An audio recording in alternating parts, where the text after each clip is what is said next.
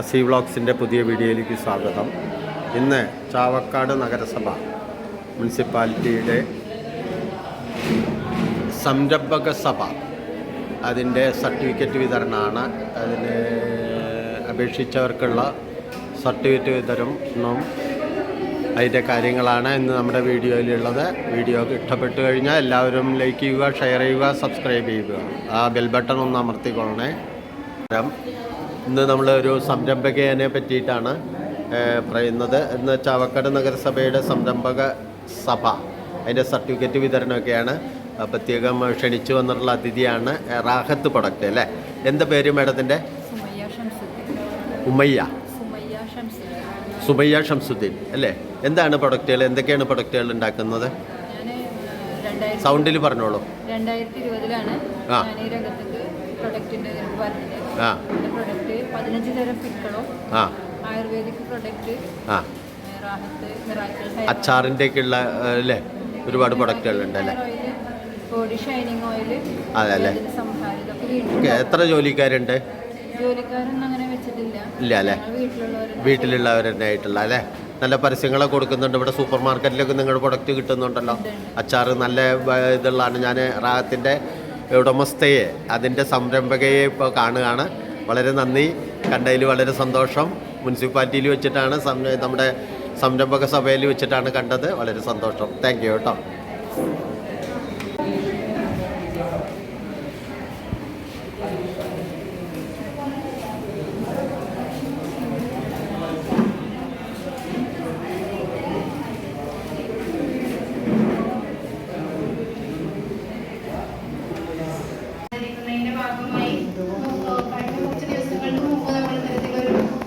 യോഗം ഇവിടെ ചേരുകയുണ്ടായി. അതേപോലെ തന്നെ ചാവക്കാട് നഗരസഭയുടെ ജനകീയ ആസൂത്രണ 3.0 ആയി ആചരിക്കുവാൻ കേരള സർക്കാർ തീരുമാനിച്ചിരിക്കുകയാണ്. ഇതിന്റെ ഭാഗമായി എല്ലാ തദ്ദേശ സ്വയംഭരണ സ്ഥാപനങ്ങളിലും നിലവിൽ പ്രവർത്തിച്ചു വരുന്ന സംരംഭകരുടെയും പുതുതായി സംരംഭം ആരംഭിക്കുന്ന സംരംഭകരുടെയും ഒരു യോഗം കൂടിച്ചേരാൻ തീരുമാനിച്ചിരിക്കുന്നു. സംരംഭക സഭ എന്ന പേര്. ഇതിനായി ഇവിടെ എത്തിച്ചേർന്ന ഏവർക്കും സ്വാഗതം ആശംസിക്കുന്നതിനായി നമ്മുടെ വികസനകാര്യ standing committee chairperson Shrimati Shahina Saleem മാഡത്തെ വേദിയിലേക്ക് സ്വാഗതം ചെയ്യുന്നു. വാർഡ് സഭകൾ, വ്യത്യസ്ത വാർഡ് സഭകൾ നടത്തുന്നത് പോലെ തന്നെ ഭിന്നശേഷി അങ്ങനെയുള്ള വാർഡ് സഭകൾ നടത്തുന്ന പോലെ തന്നെ ഒരു സംരംഭക സഭ വിളിച്ചു ചേർക്കാനായിട്ട് പറഞ്ഞിട്ടുള്ളത്. അതിന്റെ ഭാഗമായിട്ടാണ് പുതിയ സംരംഭങ്ങൾ തുടങ്ങുന്നത്. നമ്മുടെ കേരളത്തിൽ പൊതുവിൽ വ്യവസായ സൗഹൃദമല്ല എന്ന ഒരു പൊതുബോധമാണ് നിലനിൽക്കുന്നത്. ഈ പൊതുബോധത്തെ ആകെ മാറ്റിമറിക്കുന്ന നിലയിലാണ് നമ്മുടെ കേരളത്തിലെ സർക്കാരിൻ്റെ 2 ടേമിലായി തെരഞ്ഞെടുക്കപ്പെട്ട പിണറായി വിജയൻ സർക്കാരിൻ്റെ പ്രവർത്തനം. വ്യാവസായിക രംഗത്ത് വലിയ കുതിച്ചുചാട്ടം തന്നെ ഉണ്ടാക്കിയെടുത്ത ഒരു കാലഘട്ടമാണ് കേരളം ഈ ഭരണത്തിന് കീഴിൽ കടന്നുപോയത്. കേരള സർക്കാർ ആവിഷ്കരിച്ച സംരംഭക വർഷം എന്ന പ്രത്യേക പദ്ധതികളുടെ ഭാഗമായിട്ട് ആദ്യ വർഷത്തിൽ ഒരു വർഷം 100 ലക്ഷം സംരംഭം എന്ന രീതിയിലും, തുടർന്നുള്ള വർഷത്തിൽ ആരംഭിച്ച തൊഴിൽ സംരംഭങ്ങളെല്ലാം തന്നെ അതേപോലെ തന്നെ നിലനിൽക്കുന്നുണ്ടോ, അല്ലെങ്കിൽ അതിൽ വരുന്ന കുറവുകൾ എന്താണ്, ആ കുറവുകൾ പരിഹരിച്ചുകൊണ്ട് എങ്ങനെ മുന്നോട്ട് പോകാം എന്ന രീതിയിലുള്ള 2 ഘട്ടങ്ങളിലായിട്ടുള്ള പ്രവർത്തനങ്ങളാണ് കഴിഞ്ഞ 2 വർഷങ്ങളിലായിട്ട് നടന്നത്. ഇത്തവണ സർക്കാർ അതിലും ഒന്നുകൂടി മികവാർന്ന പ്രവർത്തന രീതിയിലേക്ക് പോകുന്ന ഒരു കാഴ്ചയാണ് നമ്മൾ കണ്ടത്. സംസ്ഥാനത്ത് ആദ്യമായി സംരംഭകർക്ക് മാത്രമായി ഒരു സംരംഭക സഭ എന്ന രീതിയിൽ നടത്തുന്നതിന് വേണ്ടി ആലോചിക്കുകയും കേരള സർക്കാരിന്റെ സംസ്ഥാനതല ഉദ്ഘാടനം കഴിഞ്ഞ ആഴ്ച നടത്തുകയും ഉണ്ടായി.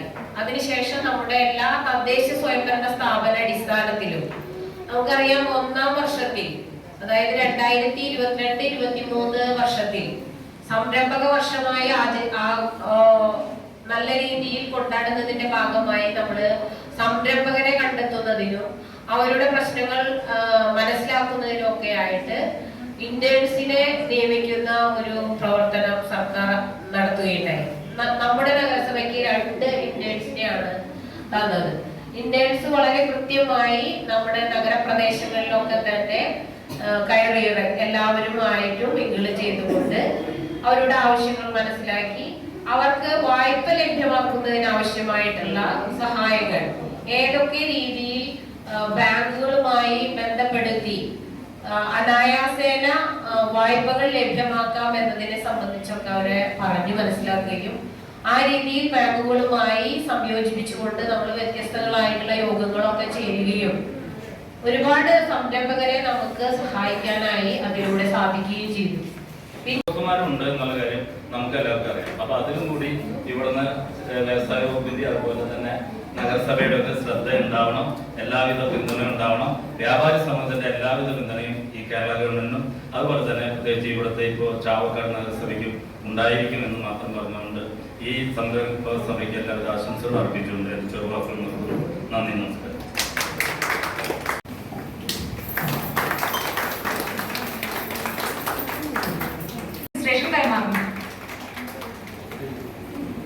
അടുത്തതായി ഷംല,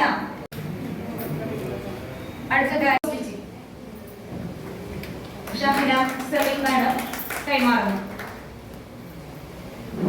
അടുത്തതായി ഉദ്യം രജിസ്ട്രേഷൻ ചന്തു ഗുരുക്കൾ ആയുർവേദിക് സെന്ററിന് വേണ്ടി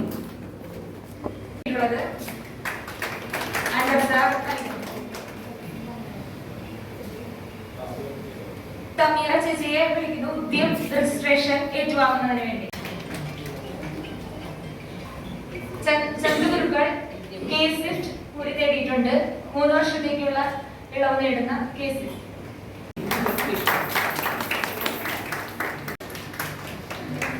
അടുത്തതായി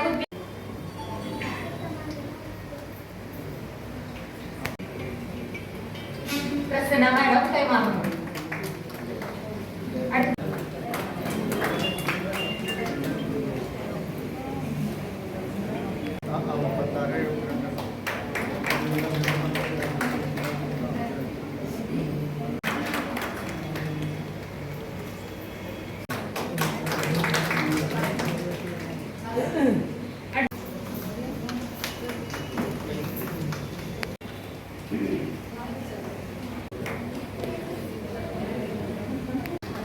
ഖാദി ആൻഡ് വില്ലേജ് ഇൻഡസ്ട്രീസ് ബോർഡിൽ നിന്നും പരിശീലനം ശ്രീമതി ശ്രീജ പ്രസാദ് മാഡം,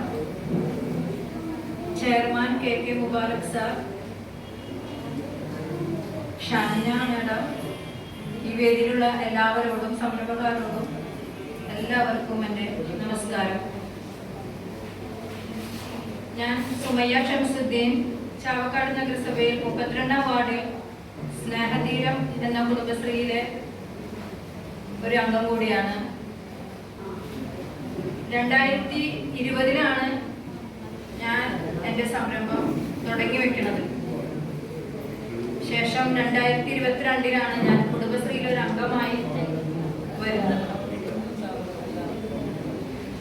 ഈ സംരംഭ രംഗത്തേക്ക് വരുമ്പോൾ സത്യം പറഞ്ഞാൽ എനിക്ക് ഒന്നും അറിയില്ലായിരുന്നു.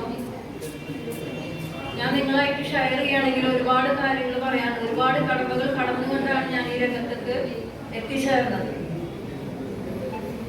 എന്ന് വെച്ചാൽ ഞാൻ ചെയ്യുന്ന സംരംഭം എന്താണെന്ന് വെച്ചാൽ 15 തരം അച്ചാറ്, റാഹത്ത് product, hair oil, shining oil, വേദന സംഹാരി ഇതൊക്കെ വീട്ടിലുണ്ടാക്കുന്നതാണ്. എന്നുവെച്ചാൽ ഈ അച്ചാറ് ഉണ്ടാക്കാൻ എന്ന് പറഞ്ഞാല് എൻ്റെ വീട്ടില് ഉമ്മയാണ് ഉണ്ടാക്കിയിരുന്നത്. ഞങ്ങൾ പുറത്തേക്ക് സൈഡൊന്നും ഉണ്ടായിരുന്നില്ല.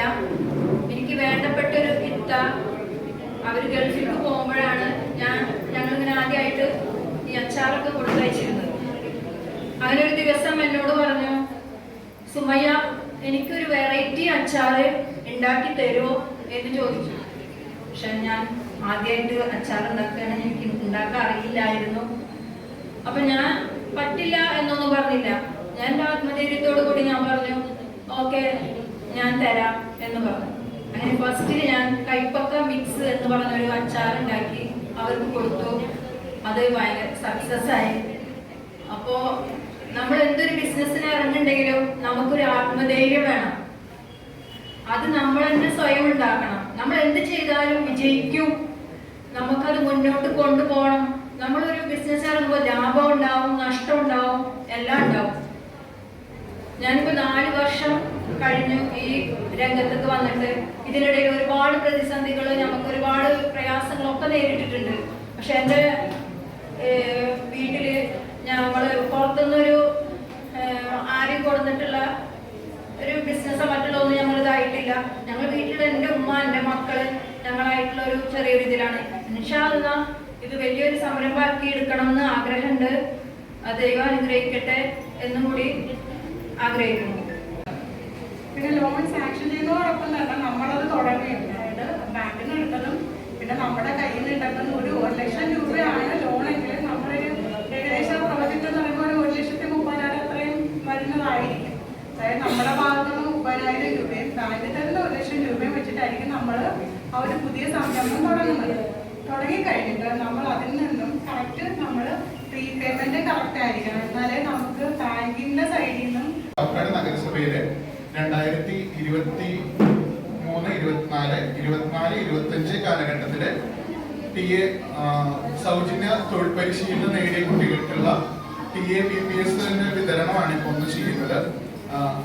ഈ 2 സാമ്പത്തിക വർഷമായിട്ട് നമുക്ക് കുട്ടികൾക്ക് നൽകാനുള്ള TAPPS എന്ന് പറയുന്നത് 3,15,530 രൂപയാണ്. അതായത് നമ്മുടെ സൗജന്യ